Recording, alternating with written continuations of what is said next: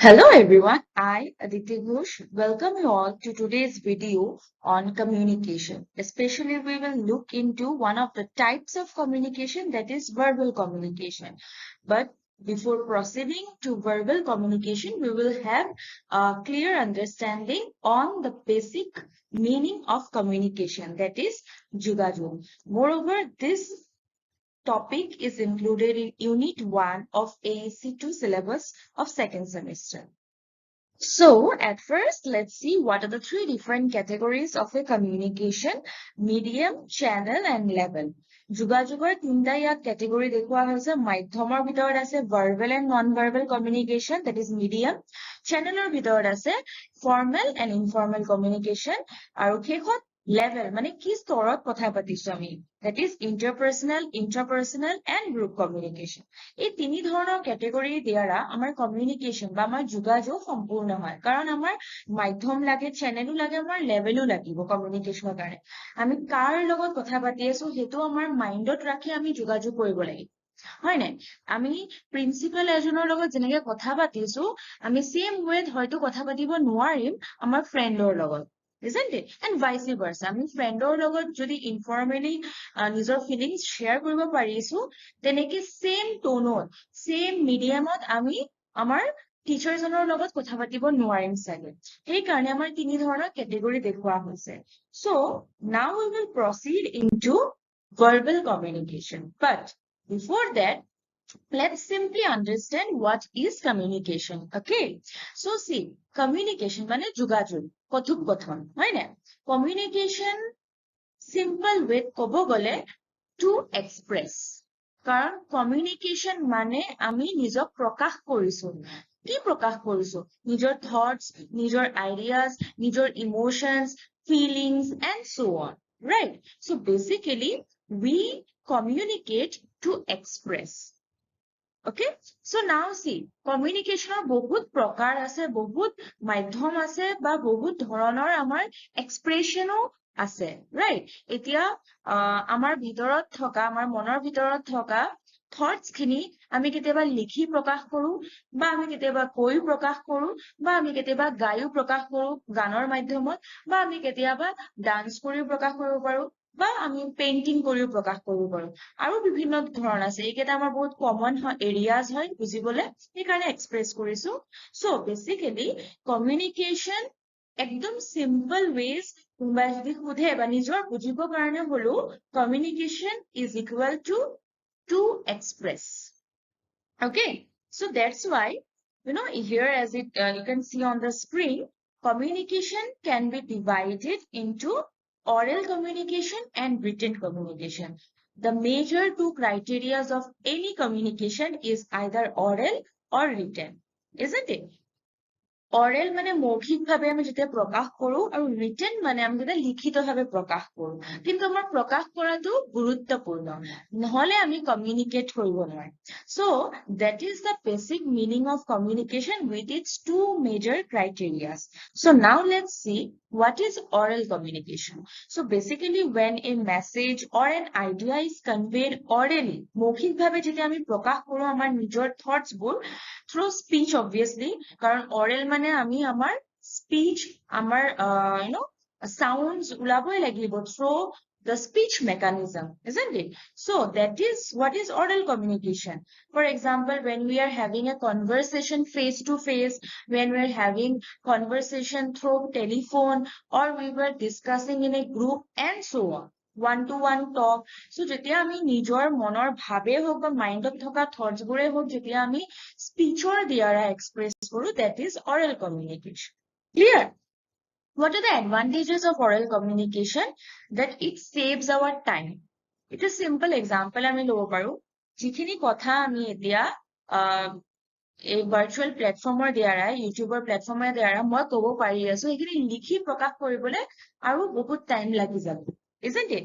Simple. You can also take your own example. যোনখিনি কথা তুমি মুখতে 5 মিনিটত কৈ দিব পাৰা কাৰোবাক, সেই সেম কথাখিনি যেতিয়া লিখিব যাওঁ আমি, সেইখিনি হয়তো 5 মিনিটত শেষ নহবগেও পাৰে, right?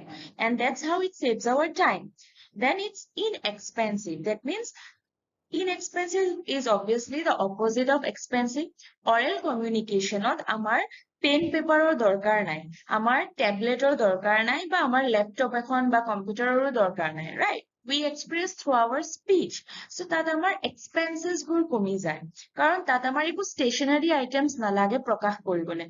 Our oral expression is enough to communicate. Okay, then it's also an effective tool of persuasion and control. That means through oral communication we can give a personal touch. Now this is quite important to know, because sometimes what happens, the same message which you type lacks of the tone and the feeling when you express it, through your maybe conversation to one or through speech. In other words, তাৰমানে যেতিয়া আমি কিবা suppose কাৰোবাক আমি কিবা এটা message দিছো, খঙত মেছেজ দিছো, বা আমি ইমোশনাল হৈ পেলাই মেছেজ দিছো, সেই মেছেজটোত আমাৰ পাৰ্টিকুলাৰ টোনটো, আমাৰ মনৰ ভিতৰত থকা খঙেই হওক, বা আমাৰ স্যাড ইমপ্ৰেশনে হওক, বা আমাৰ ইমোশনস হওক, এক্সপ্ৰেশনটো কৰবাত আমাৰ গেপ থাকি যায়। বাট সেম মেছেজটো যেতিয়া আমি মৌখিকভাৱে প্ৰকাশ কৰো, আমাৰ খঙে হওক বা আমাৰ ইমোশনে হওক, এইটো ওলাই আহে। কাৰোবাক আমি যদি খঙত কৈছো, আমাৰ মুখতে ধৰিব পাৰিব মানুহে। কাৰোবাক যদি আমি মৰমত কৈছো, আমাৰ মুখতে মানুহে টোনটো কেচ কৰিব পাৰিব, ৰাইট?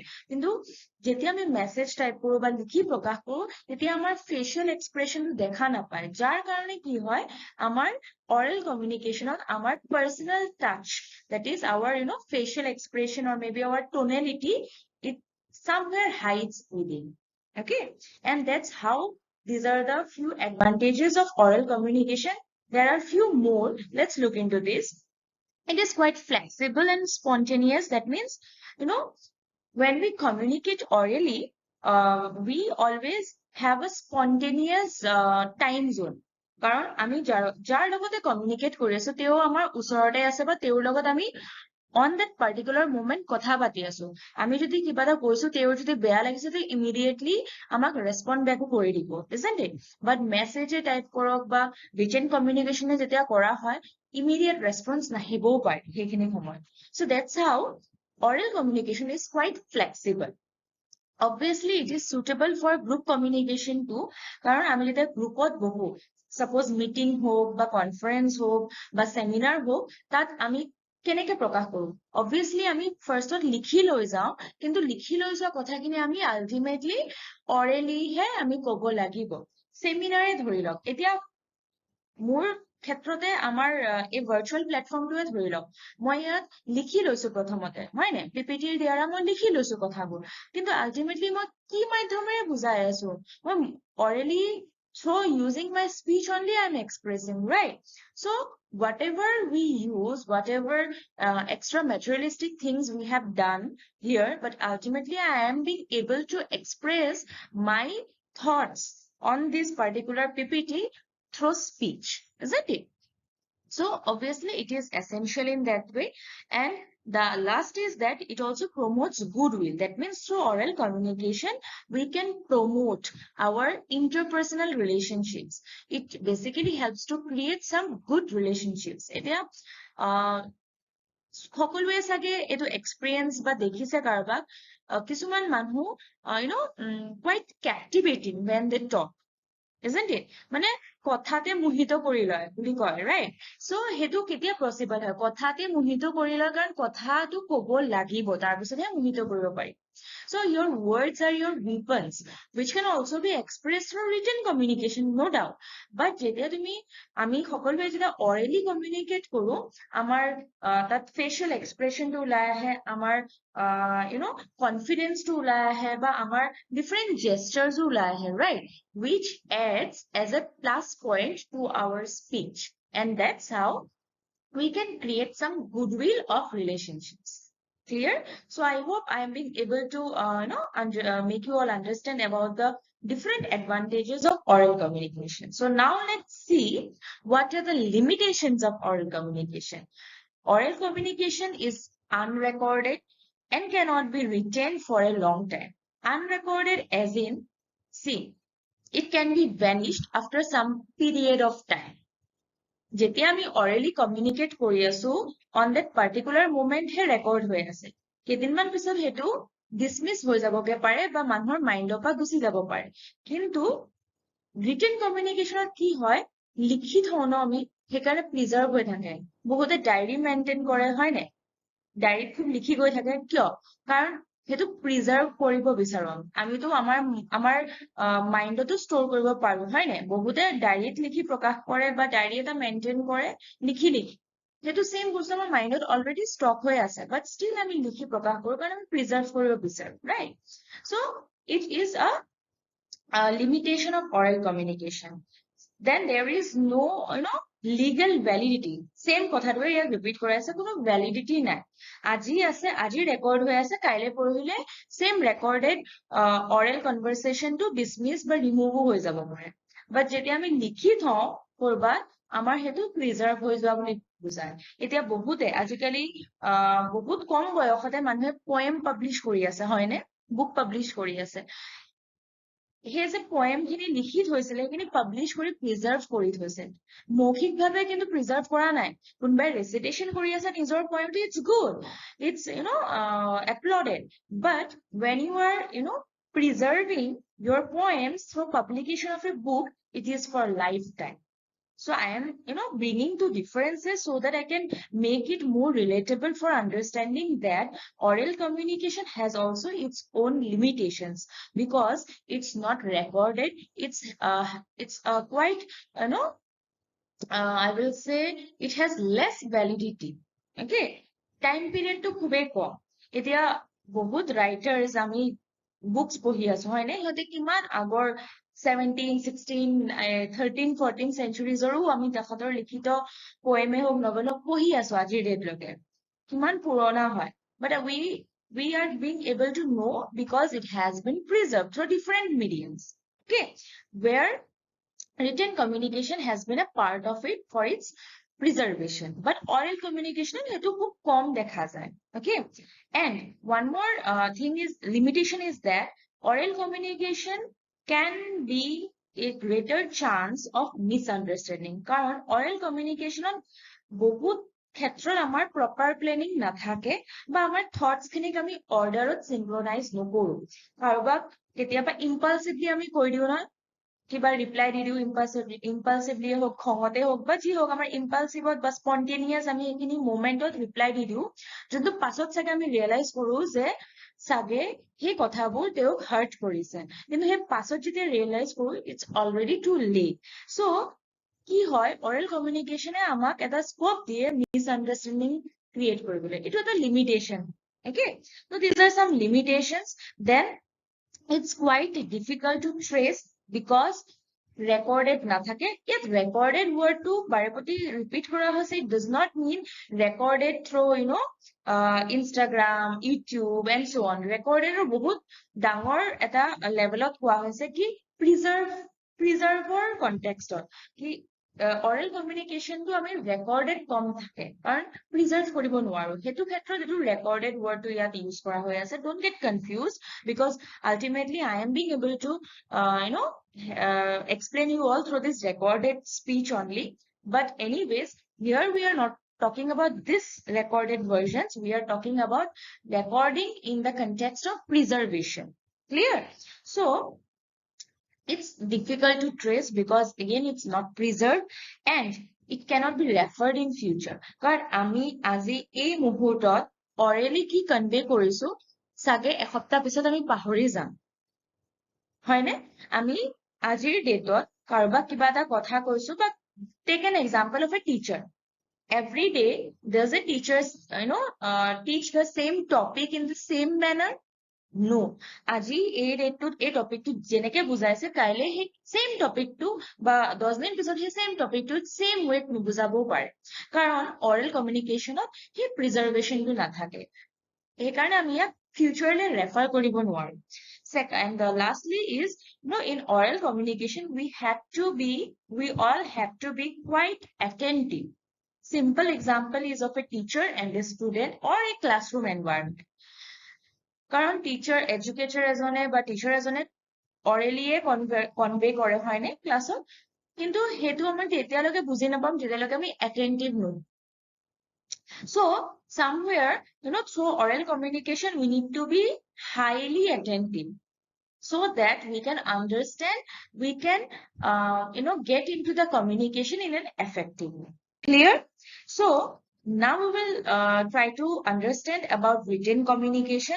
Already মই চাগে বহুতখিনি written communication ৰ কথা কৈয়ে দিছো while explaining oral communication. কাৰণ একেলগে যেতিয়া দুইটা কম্পেয়াৰ কৰি তুলনা কৰি বুজোৱা হয় তেতিয়া বহুত ইজি হয় বুজিবলৈ। So anyways, written communication ৰো বহুত advantage থাকে। written communication মানে য'ত আমি লিখি প্ৰকাশ কৰো নিজৰ ideas হওক, thoughts হওক। Both examples is letters, reports, emails, and so on. So ইয়াৰো বহুত advantages আছে যেনেকে বহুত accurate হয়, precise হওক, মানে যি লিখি গৈছো, whatever we have written, we cannot alter it. So it's accurate and precise. It creates a permanent record. কাৰণ ইয়াত আমি record again preserve কৰিব পাৰিম, হয় নে? বহুত দিনলৈকে বা futureলৈকে। তো futureক আমি refer কৰিব পাৰিম। Then written communication আমাক legal evidence provide কৰে। Basically, here we are referring the example of law and justice. এতিয়া কোৰ্টৰে ক্ষেত্ৰতে হওক সব লিখিতভাৱে সিহঁতে proof হয় নে? Legal documented proof কেনেকে ৰাখে? Written communication ৰ দ্বাৰাই, right? So written communication helps us in accepting legal evidence. Then it is also a source where we can, express our ideas, thoughts, or emotions to a large and scattered audience at a very reasonable cost or a great speed. আমি suppose our poems or দ্বারা আমি কিবা express কৰিছো. We have published a book of collection of poems. So only one book will address larger number of audiences, right? So সেইটো oral communication দেখা নাযায় সেই এডভান্টেজটো, কাৰণ আমি সেই পাৰ্টিকুলাৰ মোমেন্টত orally communicate কৰিব পাৰি আছো, কিন্তু চাগে not, larger to the extent of an audience it can reach in case of written communication. এখন বুক অনলাইন বুক পাব্লিকেশ্যন কৰি চাগে আমি বহুত অডিয়েন্সক ৰিচ কৰিব পাৰো, যোনটো oral communicationত আমাৰ পসিবল কম আছে। Okay, and ইয়াত possible নাই বুলি কোৱা নাই, কম আছে, তুলনা কৰা হৈছে। But the advantages are almost same in case of both written and oral communication. কারণ ইয়াতো আমার goodwill maintain করা হয়, যিকোনো organizationৰ লগত personal relations হোক maintain করা হয়, and it also helps us to preserve. That is obviously the main point, but there are also some limitations কারণ written communicationত stationary items লাগিব, সেইকাৰণে এইটো বহুত expensive হৈ যায়। Then it's time consuming, তাৰমানে বহুত time লাগে। Same কথা already we have repeated in oral communication, ইয়াত preparation কৰিবলৈ বহুত time লাগে। Inflexible হয় এই কাৰণে কাৰণ ইয়াত আমাৰ immediate clarification নাপাওঁ। oral communicationত আমি immediately কাবাক যদি গালিও পাৰিছো আমি গম পাইছো সেই গালি পৰা মানুহজনে চাগে বেয়া পাইছে বা ভাল পাইছে, immediately আমি গম পাই যাওঁ। কিন্তু written communicationত আমাৰ সেইটো time লাগি যাব, সেইকাৰণে inflexible হয়। আৰু ইয়াত immediate feedback আমি নাপাওঁ। But এইটো also, this is also one of the limitations in written communication, that it needs a traditional method, isn't it? See, whatever we are expressing through orally, the same way we cannot express when we are writing. তাৰমানে oral communicationত আমি বহুত personal touchত কথা পাতো, বা আমাৰ facial expression দ্বাৰাই আমাৰ বহুত কথাখিনি মানুহে বুজি পায়। কিন্তু written communicationত আমি সেই same situationটো কেনেকে express কৰিম, right? তো সেইটো quite difficult হৈ যায়, traditionalও হৈ যায় in other words, কাৰণ আমাৰ sentence structure চাব লাগিব, grammar চাব লাগিব, আমাৰ বিভিন্ন ধৰণৰ paperwork চাব লাগিব, files maintain কৰিব লাগিব। So it's a huge paperwork in other words। সেই গোটেই কথাখিনি কাৰোবাক orally যেতিয়া communicate কৰো, হয়তো কম সময়ৰ ভিতৰতে বা কম stationary itemৰ বা papersৰ নোহোৱাৰ দ্বাৰাও আমি প্ৰকাশ কৰিব পৰা যায়, right? So that's how these are some limitations. And yes, so this is what we have understood today. I hope I have been, understandable to all of you and justify my today's lecture. But your comment box is always open to, drop your queries.